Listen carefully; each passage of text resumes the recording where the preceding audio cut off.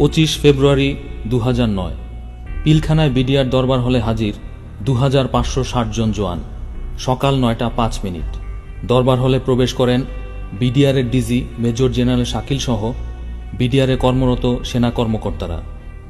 9টা 30-এ DG বক্তব্য শুরু করেন। এ সময় অস্ত্র হাতে মঞ্চে উঠে পড়ে সিপাহী মঈনকে ধরে ফেলেন ডিজির পাশে থাকা সেনা কর্মকর্তারা। পূর্ব পরিকল্পনা অনুযায়ী বিডিআরের জওয়ানরা দরবার হলের বাইরে চলে যায়। শুরু হয় বিক্ষিপ্তভাবে ছোটাছুটি, শোনা যায় 2-1টি গুলির আওয়াজ। তখনও দরবার হলের ভেতরে পরিস্থিতি নিয়ন্ত্রণে ব্যস্ত মেজর জেনারেল শাকিল এবং তাকে ঘিরে থাকা সেনা কর্মকর্তারা। 9টা 32 minute major general Shakil phone করে বিশৃঙ্খল পরিস্থিতির কথা জানান তৎকালীন সেনাপ্রধান জেনারেল মঈনকে। পিলখানায় জরুরি সেনা পাঠাতে অনুরোধ করেন। এরপর ফোন করেন র্যাবের ডিজিকে, সেখানেও সাহায্য চান। ঠিক 9টা 38 মিনিটে জেনারেল শাকিল ফোন করেন প্রধানমন্ত্রী শেখ হাসিনাকে, তার কাছে সাহায্য চান। তখনও অসংগঠিত বিডিআর জওয়ানরা। দরবার হলে কিংকর্তব্য বিমূঢ় মেজর জেনারেল শাকিল ও অন্যান্য সেনা কর্মকর্তা। সময় গড়িয়ে যায়, ক্রমশ পরিস্থিতি ভয়ঙ্কর হতে থাকে, কিন্তু কেউই সাহায্যের জন্য এগিয়ে আসেনি। 10টা 20 মিনিট অনেক সময় পেরিয়ে গেছে। মেজর জেনারেল শাকিল জানতে চান কেউ সাহায্য করতে এগিয়ে এসেছে কিনা। কোনো দিক থেকে নেই কোনো সাহায্য। 10টা 39 মিনিট অস্ত্র হাতে দরবার হলে প্রবেশ করে খুনিরা। তারা গালাগাল করে সেনা কর্মকর্তাদের, তুচ্ছ তাচ্ছিল্য করে, অফিসারদের ব্যাজ খুলে ফেলে নিয়ে দিতে থাকে আদেশ নির্দেশ। 10টা 42 মিনিট খুনিরা খুব কাছ থেকে মেজর জেনারেল শাকিল এবং তার সঙ্গের সেনা কর্মকর্তাদের গুলি করে হত্যা করে। কোনো যুদ্ধক্ষেত্র নয়, অথবা নয় কোনো জনমানবহীন যোগাযোগ বিচ্ছিন্ন দুর্গম অঞ্চলে। খোদ রাজধানীতে দিনের আলোয় বিডিআর পিলখানার মাঠ ভিজে যেতে থাকল মেজর জেনারেল, কর্নেল, মেজর আর ক্যাপ্টেনদের তরতাজা রক্তে। বিদ্রোহীদের কেউ কেউ সে সময় পিলখানার বিভিন্ন গেটে এসে মিডিয়ার সাথে কথা বলে, বিভৎস উল্লাসে দিতে থাকে জয় বাংলা স্লোগান। আকাশে বাতাসে যত্রতত্র করতে থাকে গুলি। অন্যদিকে খুনিদের হাত থেকে নিজ কর্মকর্তাদের রক্ষা করতে ব্রিগেডিয়ার জেনারেল হাকিমের নেতৃত্বে পিলখানার বাইরে সকাল 10টার মধ্যেই পৌঁছে 5 শতাধিক সেনা সদস্য, পৌঁছে র্যাব সদস্যরা। আকাশপথে উদ্ধার অভিযানের জন্য প্রস্তুত থাকে বিমান ও হেলিকপ্টার। ভারী অস্ত্র নিয়ে সকলে প্রস্তুত থাকলেও কোনো এক রহস্যে তাদের দেয়া হয়নি উদ্ধার অভিযানের অনুমতি। কেন তাদেরকে ভেতরে যাবার অনুমতি দেয়া হলো না, এর জবাব আজও অজানা। সেনাপ্রধান মঈন জানিয়েছেন, ওই দিন বেলা 11টার দিকে প্রধানমন্ত্রীর বাসভবন যমুনায় গিয়ে তিনি দেখেন নেতা মন্ত্রীদের নিয়ে হাসি মুখে চা খাচ্ছেন প্রধানমন্ত্রী শেখ হাসিনা। সেখানে সিদ্ধান্ত হয় আলোচনা হবে বিদ্রোহীদের সাথে। দলের গুরুত্বপূর্ণ সিনিয়র নেতাদের বাদ দিয়ে বেলা 1টার পর পরিস্থিতির নিয়ন্ত্রণ আনতে দলের অপেক্ষাকৃত জুনিয়র 2 নেতা নানক, আজমকে পাঠান পিলখানায়। বেলা 3:30টার দিকে ডিএডি তৌহিদের নেতৃত্বে 14 সদস্যের বিদ্রোহী দল বৈঠক করে প্রধানমন্ত্রী শেখ হাসিনার সাথে। হোটেল শেরাটন থেকে তাদের জন্য আনা হয় খাবার। সিদ্ধান্ত হয় সাধারণ ক্ষমা ঘোষণার। প্রধানমন্ত্রী একবারের জন্য জানতে চাননি ভেতরে আটকে পড়া জিম্মি হওয়া সেনা অফিসার বা তাদের পরিবারের কথা। এ যেন শুধুই সময় ক্ষেপণ, কাল ক্ষেপণ। ধৈর্য এবং সময়ের প্রয়োজন, এই দুটোকে হাতে রেখেই কাজ করছে। রাতে পিলখানায় গিয়েছিলেন সেই সময়কার স্বরাষ্ট্রমন্ত্রী সাহরা খাতুন, আইন প্রতিমন্ত্রী অ্যাডভোকেট কামরুল ইসলাম এবং পুলিশের আইজি নূর মোহাম্মদ। তারা কিছু অস্ত্র নিয়ে ফেরত আসলেও পিলখানায় আটকে থাকা সেনা কর্মকর্তা এবং তাদের পরিবারের সদস্যদের উদ্ধার করেননি। ওই রাতেই নানক, আজম, তাপসসহ আওয়ামী লীগ ও মহাজোটের নেতাদের প্রত্যক্ষ তত্ত্বাবধানে বেরিয়ে যায় খুনি ও তাদের সহযোগীরা নিরাপদে। 25 থেকে 26 ফেব্রুয়ারি এই 2 দিন পিলখানায় সেনা কর্মকর্তা নিধনের পর সব খুনি এবং তাদের সহযোগীরা পালিয়ে যায়। এরপরই দৃশ্যমান হতে থাকে সেনা কর্মকর্তাদের গণকবর। তাদের মরদেহ পড়ে থাকে নর্দমায়, ড্রেনে।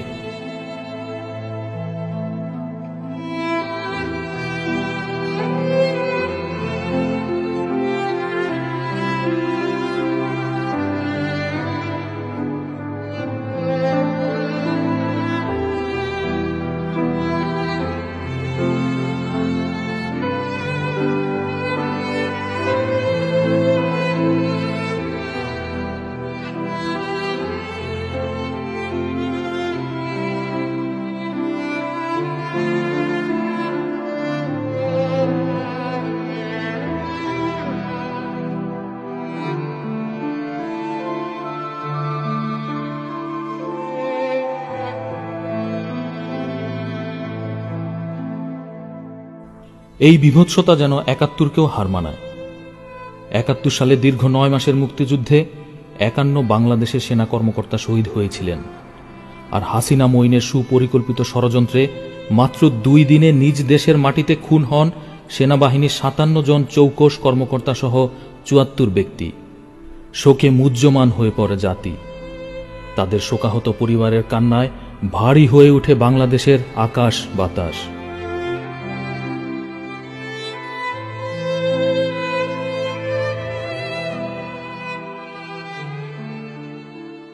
বিক্ষুব্ধ সেনাদের সামাল দিতে ঢাকা ক্যান্টনমেন্টে যান শেখ হাসিনা। একজন ক্ষুব্ধ সেনা কর্মকর্তা শেখ হাসিনাকে বলেন, এই ২৬ তারিখের দিনের আপনি যান নাই, এটার মধ্যে কিন্তু অনেক দ্বন্দ্ব আছে। আপনাকে কেন ২২ তারিখেই বলে দেওয়া হলো যে আপনি ওখানে যান না? না তো এরকম বলেনি তো। এটা হয়েছে ম্যাডাম। না ২৬ তারিখে কি আপনাদের কাছে অনেক ভুল তথ্য আছে এবং তারা কিলিং শুরু করেছে 11:30 থেকে 11টার পরে। তার আগে কাউকে মানে নাই।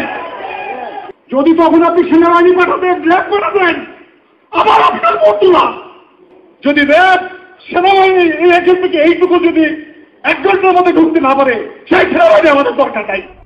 সামরিক কর্মকর্তাদের তদন্তের সময় জিজ্ঞাসাবাদে বেরিয়ে এসেছে Fazlul Karim Selim, barrister Fazle Noor Taposh, advocate Sahara Khatun, advocate Kamrul Islam, Sajeeb Wazed Joy, Jahangir Kabir Nanak, Mirza আজম, ছাত্রলীগ নেতা লিয়াকত শিকদার, বাহাউদ্দিন নাসিম, পঙ্কজ দেবনাথ, মহিউদ্দিন খান আলমগীর, হাসানুল হক ইনু, রাশেদ খান মেনন ও জেনারেল মইনিউ আহমেদের নাম।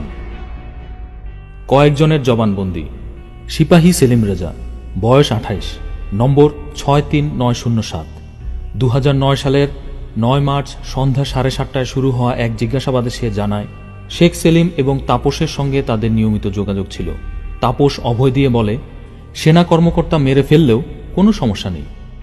৪৪ রাইফেল ব্যাটালিয়নের ডিএডি নাসিরউদ্দিন জানান, শেখ সেলিম এবং তাপসের কাছে গিয়েছিলাম। তারা বলেছে, আমরা জিম্মি টিম্মি যাই করি আমাদের মাফ করে দেবে। সিপাহী জিয়াউল হক, নম্বর ৭১৩১৮। জিয়াউল জানায়, সে এবং তাদের একজন ডিএডি সহ কমপক্ষে ১০ জন সিপাহীর সঙ্গে হাসানুল হক ইনুর নিয়মিত যোগাযোগ ছিল। ইনু তাদেরকে প্রয়োজনে বিদেশ পাঠিয়ে দেওয়ার আশ্বাস দেয়।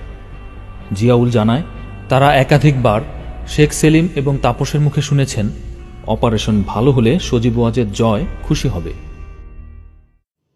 নানা শর্ত সাপেক্ষের বেড়াজালে গঠিত হয় কমপক্ষে ৩টি তদন্ত কমিটি।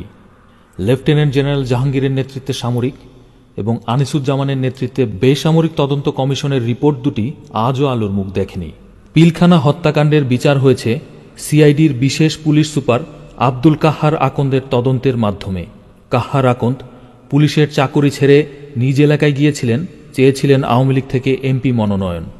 বাংলাদেশের ইতিহাসে সবচেয়ে গুরুত্বপূর্ণ মামলাটির তদন্ত তাকে দিয়েই করানো হয়। যে এসএমজিটি দেখা যাচ্ছে, সেই এসএমজিটি সিলিংটা নরমাল সিলিং এর মতো না। একটু টেল ইউ দ্যাট এই সিলিং বাইনোকুলারটা আমরা আরবিতে ব্যবহার করি না, আমার জানার মতো বিদেরও ব্যবহার করে না। তার তদন্তের ভিত্তিতে মামলার বিচার হলেও এখনও অনেক প্রশ্নের জবাব মেলেনি, বরং জনমনে রয়েছে এখনও অনেক প্রশ্ন। ঘটনা পরম্পরায় দেখা যায়, বিডিআর সদর দপ্তরের বিশৃঙ্খলা জানার পর মেজর জেনারেল শাকিল নিহত হওয়ার আগ পর্যন্ত সেনাপ্রধান মইনিউ আহমেদ সময় পেয়েছিলেন কমপক্ষে ১ ঘণ্টা ১০ মিনিট। প্রধানমন্ত্রী শেখ হাসিনা পেয়েছিলেন ১ ঘণ্টা ৪ মিনিট। যথেষ্ট সময় পেয়েও তারা কেন কোনো ব্যবস্থা গ্রহণ করলেন না? শেখ হাসিনা বিডিআরের বার্ষিক নৈশভোজে অংশ নিতে অসম্মতি জানিয়েছিলেন কেন?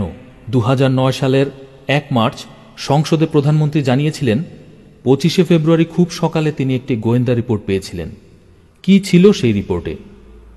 জেনারেল শাকিলের সাথে শেখ হাসিনার সর্বশেষ কথা কি হয়েছিল?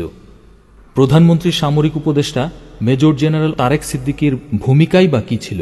সেদিন বিশেষ ব্যবস্থাপনায় বিমান চলাচলের শিডিউল পাল্টে ফেলা হয়েছিল কেন? বিডিআরের ডিজির দিকে প্রথমে অস্ত্র তাক করেছিল সিপাহী মঈন, এখনও তার খোঁজ পাওয়া যায়নি কেন? সজীব ওয়াজেদ জয় ২৭শে ফেব্রুয়ারি দুবাই গিয়ে পিলখানার ঘটনায় জড়িত কিছু ব্যক্তির সাথে দেখা করেছিলেন কেন? জয়ের সেই সময়কার পাসপোর্ট তদন্তকারীদের দেখতে দেয়া হয়নি কেন? পিলখানার ঘটনা তদন্তে গঠিত ৩টি কমিটির একটি কমিটিও জয়কে জিজ্ঞাসাবাদ করার অনুমতি পায়নি কেন? জয় কেন বিদেশি পত্রিকায় বাংলাদেশ সেনাবাহিনীর শক্তি সামর্থ্য নিয়ে বিরূপ মন্তব্য করেছিলেন? এ প্রশ্ন বাংলাদেশের সচেতন জনগণের। এ প্রশ্ন বিডিআরের ডিজি মেজর জেনারেল মরহুম শাকিল আহমেদের সন্তান রাকিন আহমেদেরও।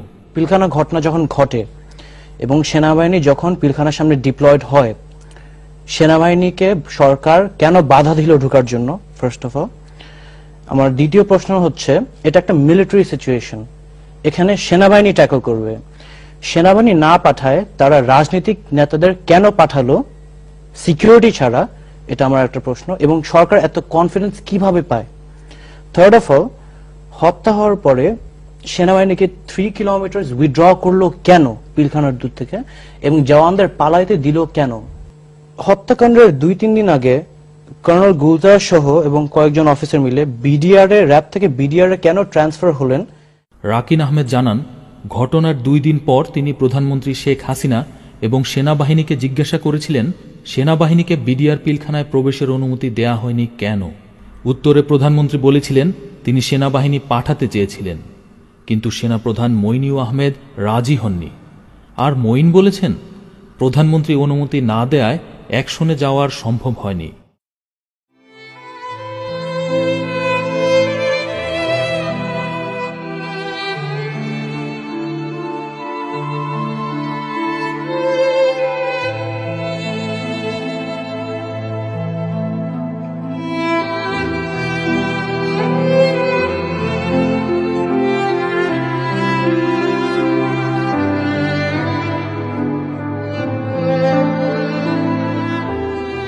স্বজন হারানোদের আর্তনাদ কি এতটুকু নাড়া দিয়েছে বেঁচে থাকা সেনা কর্মকর্তাদের হৃদয়ে?